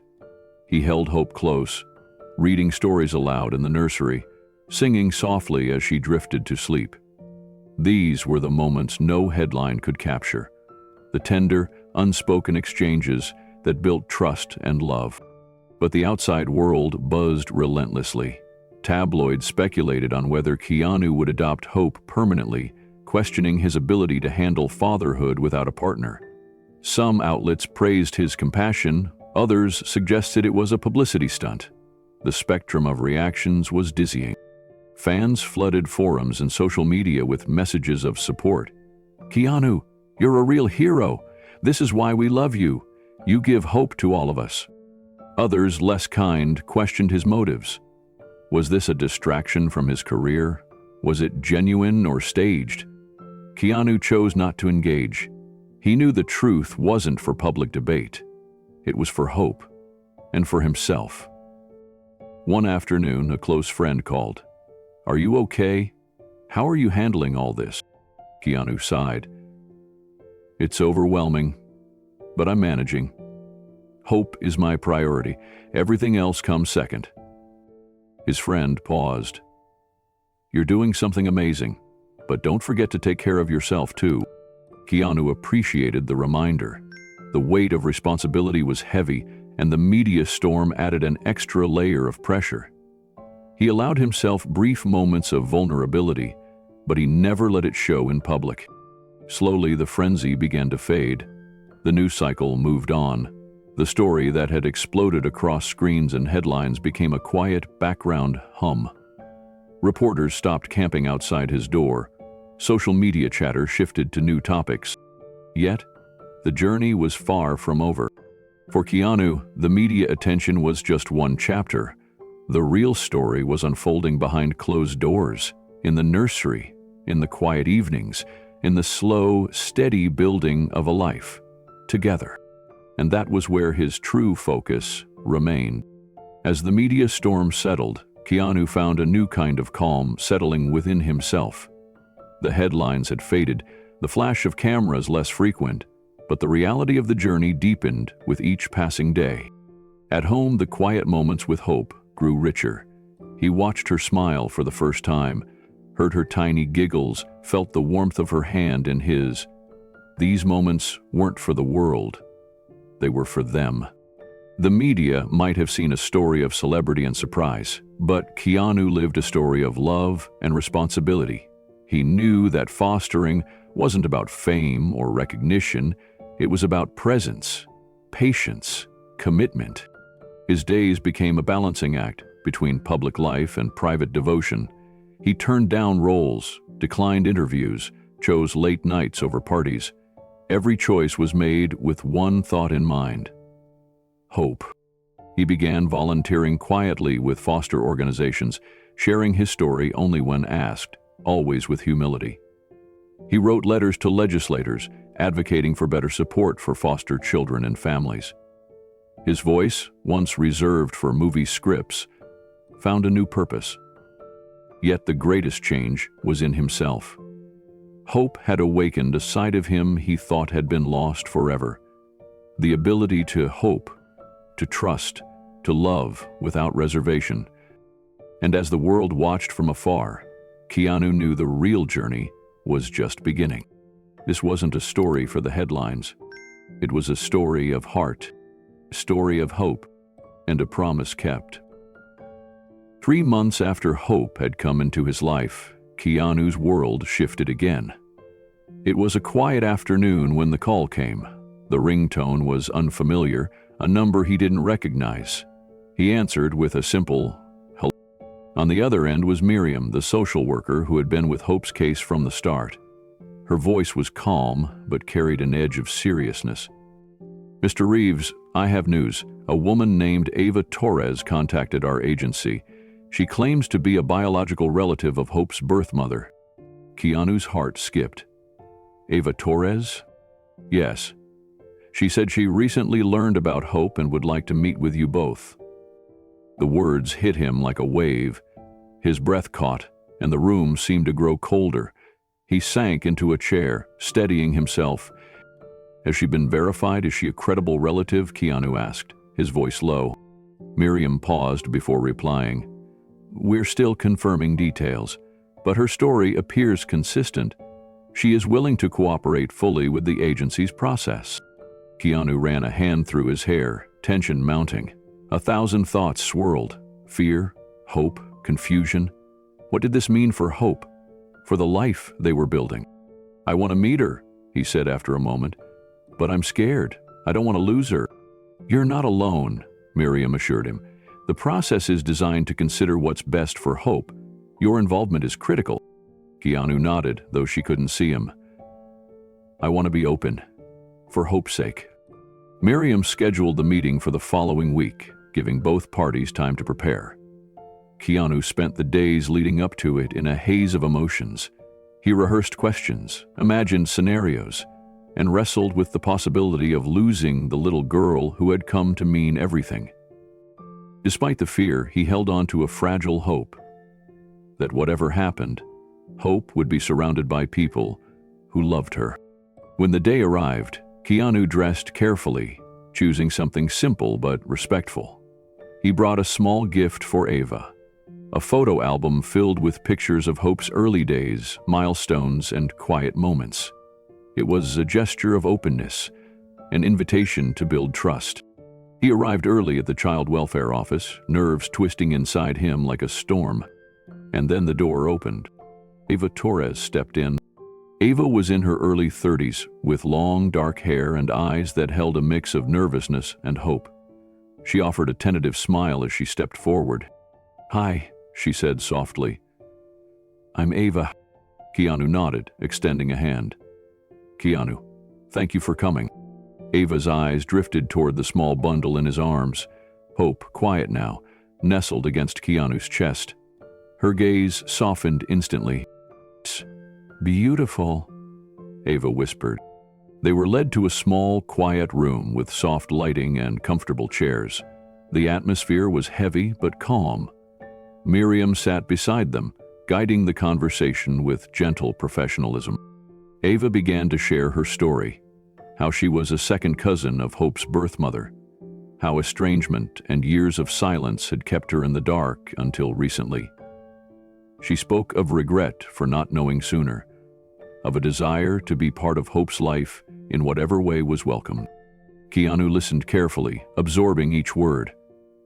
The fear of losing Hope pressed down, but he forced himself to stay open. This wasn't about possession or fear. It was about what was right for the child. "Do you want custody?" Keanu asked quietly. Ava's eyes flickered with uncertainty. "I don't know," she admitted. "That's why I'm here. To see, to understand, to build trust. Hope stirred in Keanu's arms, tiny fingers reaching out as if sensing the weight of the moment. Miriam reminded them both that this was the start of a process, a series of meetings, evaluations, and legal considerations designed to ensure Hope's best interests. As the conversation continued, Keanu found himself recognizing something unexpected in Ava, a shared hope, not for control, but for connection. They agreed to keep communication open, to work together through the process with honesty and respect. When the meeting ended, Keanu walked Ava to the door. "Thank you for coming," he said sincerely. "I want what's best for Hope, too." Ava smiled, a mixture of relief and cautious optimism in her eyes. "Me too." As Keanu returned to his car, he felt the tension ease slightly. The road ahead was uncertain, but he was determined to face it with an open heart. Hope was the center of this new story, a story not of loss, but of family, however it was defined. Back at home that evening, Keanu sat in the nursery, Hope asleep in her crib beneath the soft glow of the nightlight. The meeting with Ava echoed in his mind. The weight of the possibility of someone new entering their lives was heavy. But beneath it was something stronger, hope. He reached for his journal and began to write. Today, a new chapter began. Ava Torres came forward, not with demands, but with questions and a desire to understand. It reminded me that family isn't just blood. It's choice. It's love. It's presence. I'm scared of losing Hope. But I'm more afraid of closing off to what's right for her. Whatever happens, I promise to protect her, to love her fiercely, and to keep her safe. He closed the journal and looked toward the crib. The yellow blanket was folded neatly on the dresser, the lion plush resting beside it. Hope was safe here. For now. And whatever the future held, Keanu knew one thing. He wasn't alone in this, and neither was she. The journey continued. Together. The day of the meeting at Child Services arrived with a quiet, overcast sky. Keanu felt a nervous energy he hadn't experienced in years. It wasn't a performance or a scene to rehearse. It was real. It was raw. And it carried the weight of every choice he had made since the night he found Hope alone in that alley. He dressed simply, opting for a dark sweater and jeans, wanting to come across as genuine, approachable, and grounded. He carried Hope carefully in a soft baby carrier, her head nestled against his chest. She was calm, almost asleep, but every so often her small fingers would twitch or curl gently. They entered the Child Services building together. The waiting room was small, with pastel-colored walls and a few chairs. Toys scattered in a corner, a faint smell of baby lotion and disinfectant lingering in the air. It was a place designed to be welcoming, but held an undeniable weight. Ava Torres arrived a few minutes later. She looked younger than Keanu had imagined, but her eyes carried years of emotion, nervousness, remorse, hope. She wore a simple blouse and jeans, her hands folded tightly in front of her. When she saw Keanu and Hope, her face softened immediately, a flicker of warmth breaking through the tension. She offered a hesitant smile. "Hi," she said quietly. "Hi, Ava," Keanu replied gently, nodding in acknowledgement. A social worker led them to a small, quiet room nearby. The door closed softly behind them, shutting out the world. Keanu took a seat on one side of a small table, Hope still resting peacefully against him. Ava sat opposite, folding and unfolding her hands, her gaze shifting between Hope and Keanu. After a few moments, Ava spoke, her voice trembling slightly. "I don't know if I'm ready for this," she admitted. "I don't even know if I want to take her. I just want to do what's right for Hope." Keanu looked at her, surprised by her honesty. "That's all anyone can ask." She nodded, eyes glistening with unshed tears. "I've made mistakes. I've been away from my family for a long time. I didn't know about Hope until recently. I didn't even know my cousin was pregnant." Keanu's grip on Hope tightened just slightly, protective but understanding. "I'm scared," Ava continued. "Scared of failing her, scared of making things worse." Hope stirred in Keanu's arms, tiny fingers brushing his sweater. Ava's eyes followed the movement, a softness entering her expression. "Maybe I'm not meant to be her mom," Ava said slowly. "Maybe I'm just meant to make sure she has one." Keanu met her gaze steadily. "That's a brave thing to say." The room fell into a thoughtful silence. It wasn't about who was perfect or who had all the answers. It was about what Hope needed most. A safe, loving family, whatever form that took. Ava's honesty opened a door, a fragile space where fears and hopes mingled. Keanu leaned forward slightly, his voice calm and steady. "Hope needs love. She needs consistency. She needs people who show up. That's what matters most." Ava nodded slowly, absorbing his words. "I want to be part of her life, even if I'm not her mom. Maybe I can be the person who helps keep her safe, who supports her in other ways." Keanu's eyes softened. "That kind of love is real too. It doesn't have to fit a label." They spoke quietly for a while, sharing stories of loss, resilience, and the complicated paths that had led them to this moment. Ava described her own struggles, the silence in her family, the distance from Hope's mother, the pain of not knowing. Keanu shared pieces of his own journey, carefully balancing vulnerability with strength. He spoke of the night he found Hope, the letter without a name, and the promise he had made to her. Hope shifted in his arms, her fingers curling around his sweater. The room felt charged with a quiet tenderness, a new kind of family forming, not perfect, but genuine. Miriam, the social worker, watched with a soft smile. "This meeting is an important step," she said gently.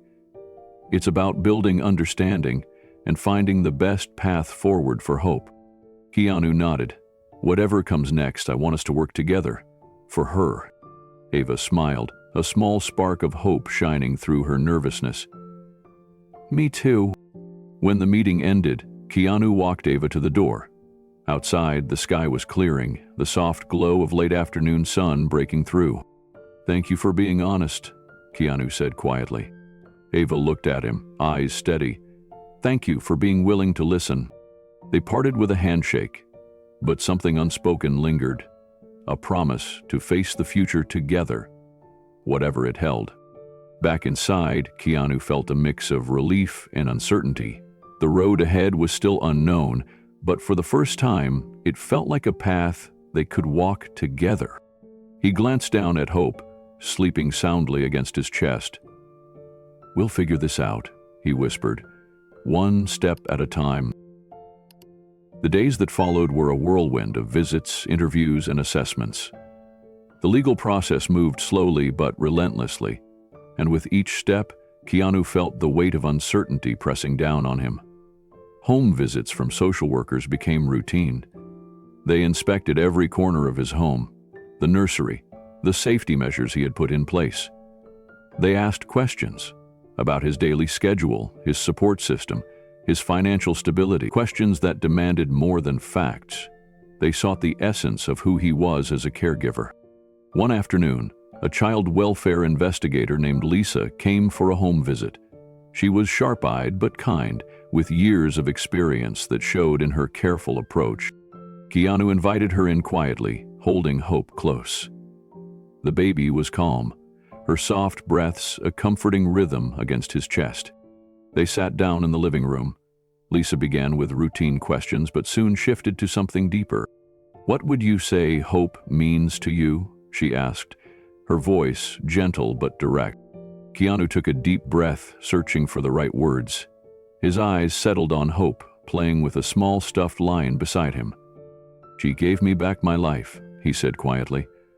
"Before her, I was surviving, moving through the motions but feeling hollow. When I found her, something inside me woke up. She gave me purpose, a reason to keep going." Lisa nodded, encouraging him to continue.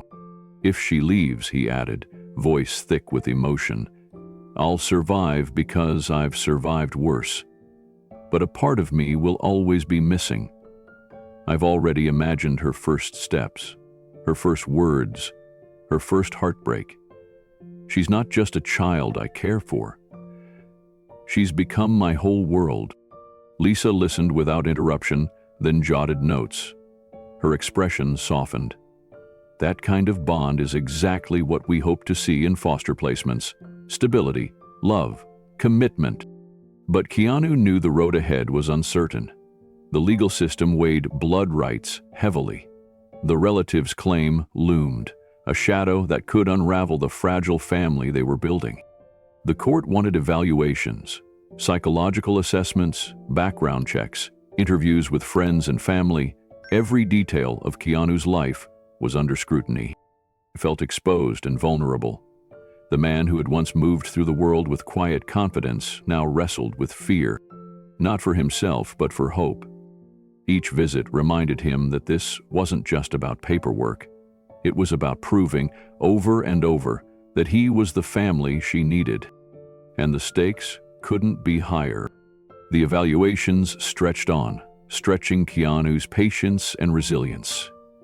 Each appointment, each meeting with social workers and therapists was a reminder of the fragile nature of their situation. He answered questions he hadn't expected to face about his past, his emotional readiness, his ability to provide a stable home. Some days he felt like he was under a microscope, every action judged and weighed. Yet through it all, he never faltered in his commitment to hope. She was the reason he pushed forward, the light in the darkest moments. During one particularly intense interview, the investigator posed a question that cut deep. If you had to let her go, could you survive? Keanu looked down at the floor, then back up, his voice steady but raw. I would survive because I have survived worse, but I wouldn't be whole. Hope gave me a second chance at life, at love. She's not just part of my story, she is my story now. Letting her go would be losing a piece of myself. The room was silent. The investigator nodded solemnly. Keanu knew the truth in those words. The battle wasn't just legal. It was emotional. It was about the kind of love that changes you, reshapes you, and leaves you forever altered. He held tight to that love. It became his anchor. Through the months of assessments, home visits, and court hearings, Keanu found strength he hadn't known he had. He learned to fight not with anger or bitterness, but with honesty, patience, and unwavering devotion. Hope's quiet presence was a constant reminder of what was at stake.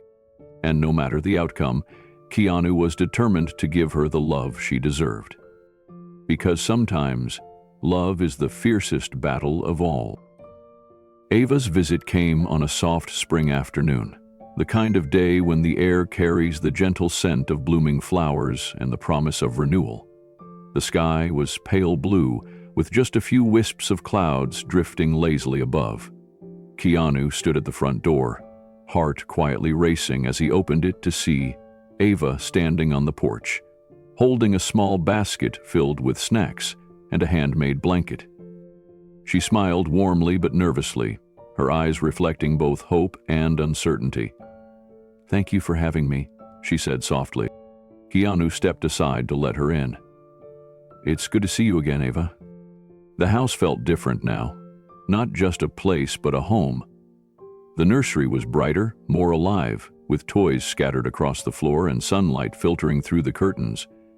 But it was the garden in the backyard that called to them both, a place of calm and quiet growth. Hope was there already, toddling around on the grass, her curly hair catching the sunlight. She was laughing softly, chasing after a small butterfly that fluttered near her. Keanu watched her with a mix of awe and tenderness, his heart full. Ava followed him outside, settling down on a wooden bench beside the blooming rose bushes. Keanu sat beside her, still keeping a watchful eye on Hope. They sat in silence for a moment, the sounds of the garden wrapping around them, the chirping of birds, the rustle of leaves, the distant hum of city life, softened by distance. Finally, Ava spoke, her voice steady but gentle. "Watching her here? Seeing the way you look at her, the way she smiles at you, it's clear you're her family. Keanu's gaze softened. I want what's best for her, always. Ava nodded slowly. I came here wanting to fight for her, to prove I had a right to be in her life. But now I see you've given her something I can't. Stability, love, consistency. Her eyes glistened with unshed tears. Maybe this isn't about who has legal rights. Maybe it's about who gives her the most love. Keanu swallowed hard, emotion tightening his throat. Thank you, he whispered, his voice barely audible. Ava smiled through her tears. I don't want to fight anymore. I want her to have more love, not less. Hope toddled over then, plopping down between them with a soft giggle. She reached up to Keanu, wrapping her small arms around his neck. Keanu hugged her tightly, feeling the warmth and trust she offered. He looked at Ava and said quietly, You're welcome here, whenever you want. Ava reached out to stroke Hope's hair gently. I want to be part of her life, she said softly, in whatever way is best for her. They sat together in the garden, a quiet new family forming, not defined by blood alone, but by grace, acceptance, and love. The garden was quiet except for the soft laughter of Hope as she played with a dandelion, blowing its seeds into the breeze. Keanu and Ava watched her, each lost in their own thoughts, but connected by a shared purpose. Ava took a deep breath, her voice steady but filled with emotion. I've spent so long carrying guilt and regret about not being there, not knowing. But watching you with her, it's clear she's safe here. You're giving her what she needs. Keanu nodded slowly. It's not always easy. There are hard days, but I've never wanted to give up on her. Ava's eyes met his. That's what matters most. She shifted in her seat, pulling the handmade blanket from the basket and draping it gently over Hope's shoulders as the little girl toddled closer. This, Ava said softly, is what family looks like. It's messy, complicated, and sometimes imperfect. But it's love. Keanu smiled, feeling the weight in his chest lift slightly. He realized that the fight he had feared, the battle over custody, the uncertainty of the future, was beginning to transform. It wasn't about winning or losing, it was about love, connection, and what truly served Hope's best interests. Hope crawled into Keanu's lap, looking up with wide eyes. He kissed the top of her head, his heart full. Ava reached out and took Keanu's hand, a simple gesture that carried the weight of forgiveness and hope. Thank you, she whispered. Keanu's eyes shimmered with tears. No, thank you. They sat together for a while longer, the afternoon sun warming their skin, the promise of healing and peace settling over them. As Ava prepared to leave, she looked back at Hope, smiling. I want to be part of her life, not as her mom, but as someone who loves her and supports her. Keanu nodded, understanding and gratitude filling him. That means everything. The door closed softly behind Ava, but the sense of family remained. Expanded, healed, and growing. In the quiet that followed, Keanu stayed on the porch, watching the fading light stretch across the garden. The act of grace Ava had shown, stepping back from a fight, choosing peace, felt like a healing balm on wounds he hadn't fully acknowledged. He thought of the letter without a name, the weight of choices made out of love and desperation. Now, here was Ava, embodying that same courage, not to claim, but to care. Hup's laughter floated through the open window, a reminder of the life they were all protecting. Keanu breathed deeply and whispered to the evening air, Thank you, Ava. Inside, the nursery was still softly lit. The yellow blanket lay folded neatly, a symbol of safety and home.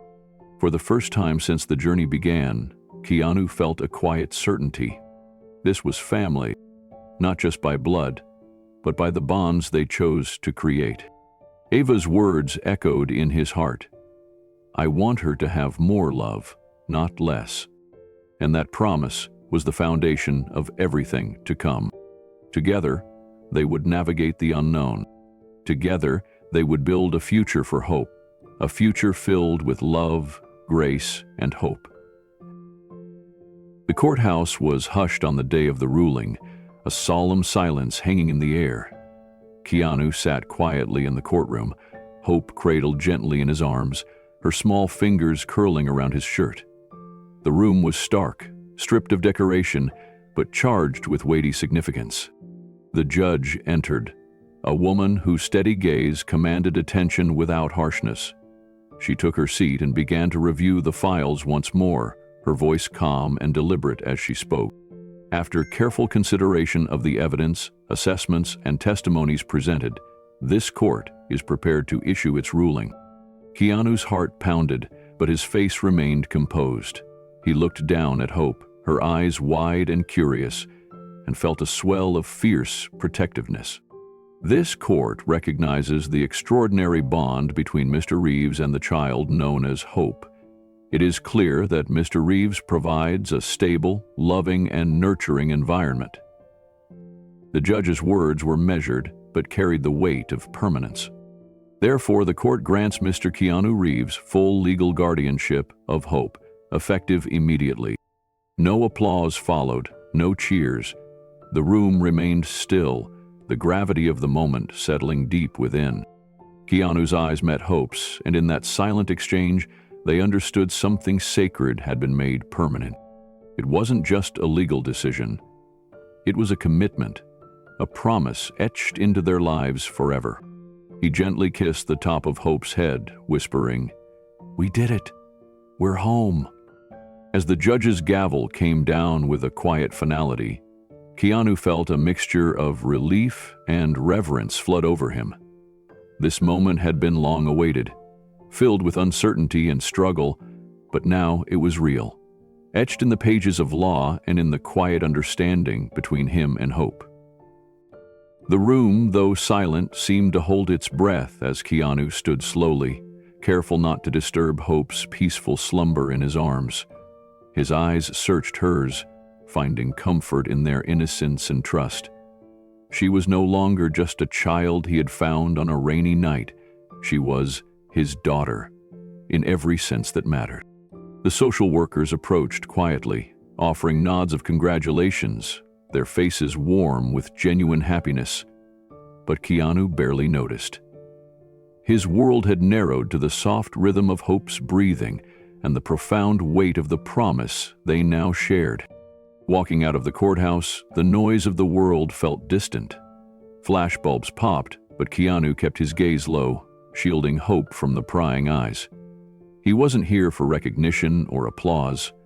This was a sacred bond, one that needed no fanfare. At home, the nursery welcomed them with the soft glow of afternoon light. Keanu gently laid Hope down in her crib, the yellow blanket wrapping her in warmth and security. He watched as she stretched and blinked slowly, her world now filled with love and permanence. He whispered, "Welcome home, Hope." The house was quiet except for the faint hum of the city beyond. For Keanu, the noise of the world no longer mattered. What mattered was the life they would build together. A life rooted in resilience, hope, and unwavering love. The judge's ruling was more than a legal decision. It was the foundation of a family reborn. In the days that followed, the reality of full guardianship settled softly over their lives. Keanu felt a quiet peace he hadn't known in years. A peace born not from fame or fortune, but from the simple certainty that Hope was truly his daughter. The house, once a collection of rooms and furniture, had become a home. The nursery was alive with the sounds of soft breathing, tiny movements, and the faintest whispers of dreams yet to come. Keanu kept the letter from Hope's birth mother in a special drawer, an acknowledgement of the past and the sacrifices made, but the future was theirs now. He watched Hope grow, each milestone a testament to love's power to heal. First smiles, first words, tentative steps. Moments both fragile and strong. And through it all, Keanu remained her steadfast guardian, her protector, her father. No grand announcements, no public displays, just two souls bound by choice, by commitment, by heart. As he tucked her in each night, he whispered promises, not just of safety, but of presence, of unwavering love. The ruling had granted them permanence, but it was their love that made it home. And that was the greatest gift of all. Years passed quietly in the house where Keanu and Hope built their life together. Time softened the edges of uncertainty and filled their days with laughter, challenges, and love. Hope grew into a bright, curious child, full of wonder and questions about the world around her. Keanu was there for every milestone, the first step, the first word, the first day of school, steady and unwavering. But amid the joy, Keanu carried a secret he was not yet ready to share. A letter he had been writing for years, one meant for Hope to read when she was older. It was not just a letter, it was a story. Their story, but also the stories of those who came before. Each night after Hope was asleep, Keanu would sit at his desk, the soft glow of a lamp illuminating the pages as he poured his heart onto paper. He wrote about Ava, the woman who had come forward with grace and love, who had chosen peace over conflict. He wrote about Jennifer, the partner he had lost, whose laughter still lived in his memory, whose love had shaped him deeply. He wrote about the daughter he never got to hold, the baby named Ava, who never opened her eyes, but whose presence had never left him. The words came slowly, often catching in his throat, but he pressed on. He wanted Hope to know everything. Not just the joy and love, but the pain and loss that had woven into their lives. He wrote, "Dear Hope, you were never a second chance. You were the miracle, the one who saved me with a cry in the rain." He paused often, reflecting on the weight of those words. They were not empty sentiment, but truth carved into his soul. Hope had brought light into the darkest corners of his life, healing wounds he thought would never close. With every sentence, Keanu hoped she would understand that she was never a replacement, never a shadow of the past. She was wholly herself, unique, loved, and deeply needed.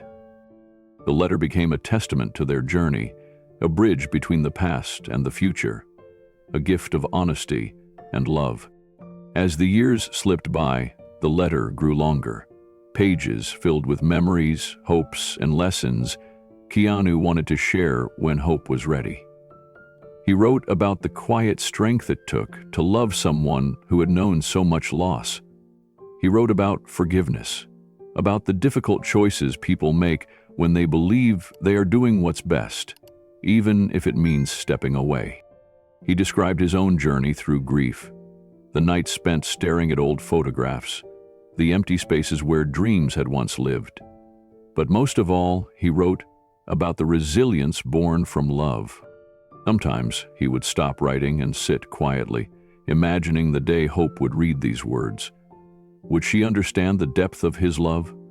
Would she feel the weight of all they had endured, and yet the light that had never dimmed?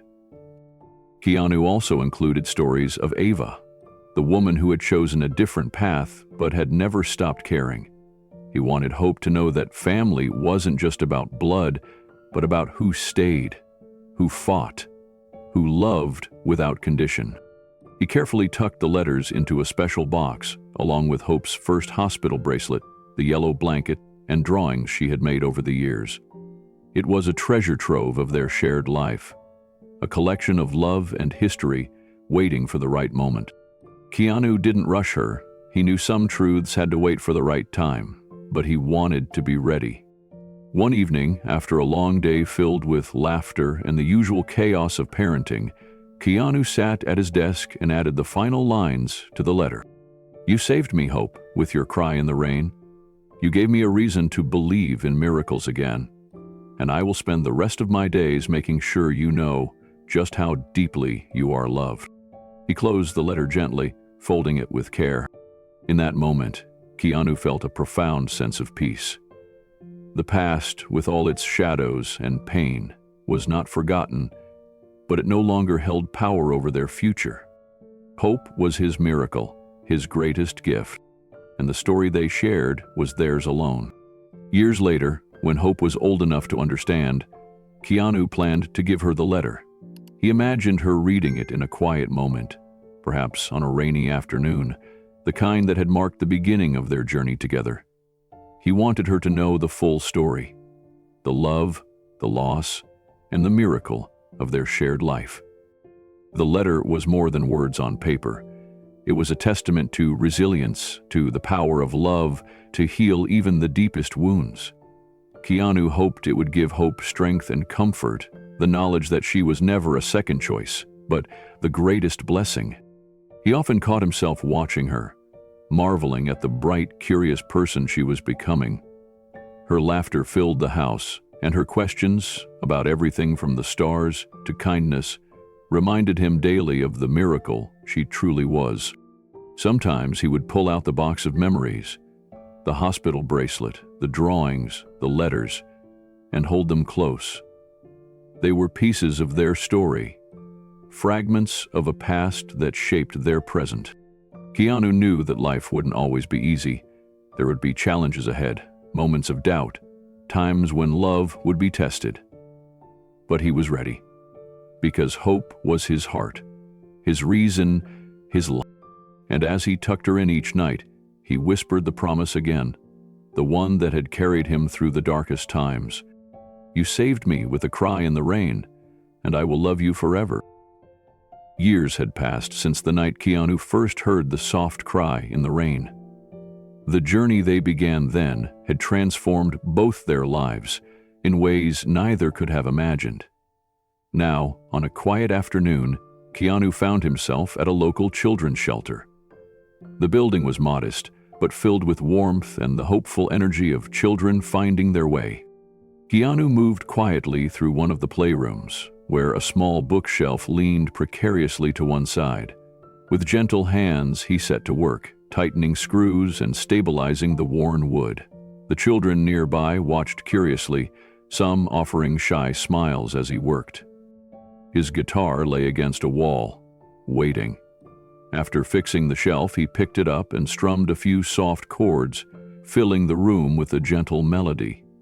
A few kids gathered around, their faces lighting up with surprise and delight.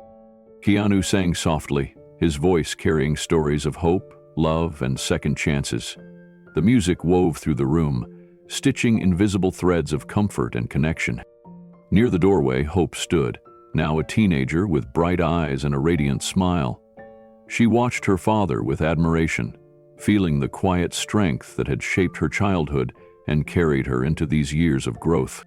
Their bond was a testament to the power of love that begins not in grand gestures, but in the silent moments. The cries no one else hears, the hands that reach out when no one else will. Hope stepped forward, her voice joining her father's gentle song. Together they filled the room with music and laughter, a harmony that spoke of healing and belonging. The children clapped, their smiles wide and faces bright. Keanu looked at Hope, seeing the young woman she had become, kind, strong, full of compassion. She was living proof of the journey they had taken together, from that rainy night in the alley to this moment of joy. After the song ended, Keanu sat down beside a little boy clutching a well-loved teddy bear. He spoke softly, sharing stories of courage and resilience, reminding the children that they were not alone and that love could find them even in the darkest places. Hope moved through the room, offering hugs and kind words, her presence a quiet beacon of hope. As the afternoon light shifted, Keanu and Hope packed up their guitar and supplies, ready to leave, but carrying the warmth of connection with them. Outside, the city hummed with life, but here, within the walls of the shelter, there was peace. A space where love could grow and heal. Keanu whispered to Hope, "This is what it's all about, sharing the love that saved us." She smiled, squeezing his hand. and making sure others find it too. As they walked away from the shelter, the sun dipped low, casting long shadows across the city streets. Keanu glanced down at Hope, her smile soft but sure, and felt a deep sense of fulfillment. Their story, the quiet, unspoken story of love found in the most unlikely places, was still unfolding. Sometimes the greatest love stories begin in silence, in rain, in alleys, in cries no one else hears. Keanu thought back to that rainy night, the cold alley, the tiny baby wrapped in a thin blanket. No one else had stopped, no one else had listened, but he had, and that moment had changed everything. He turned to Hope, now a young woman full of hope and promise, and whispered, "What would you do if love showed up unexpectedly in your life? Wrapped in a blanket and hope?" The answer was theirs to write, day by day, together. If this story touched your heart, if you believe every child deserves a chance, please share where you're watching from, comment your city below, and if you want to help spread hope and love to more children in need, tap that subscribe button. Because every child deserves a chance. Every cry deserves to be heard.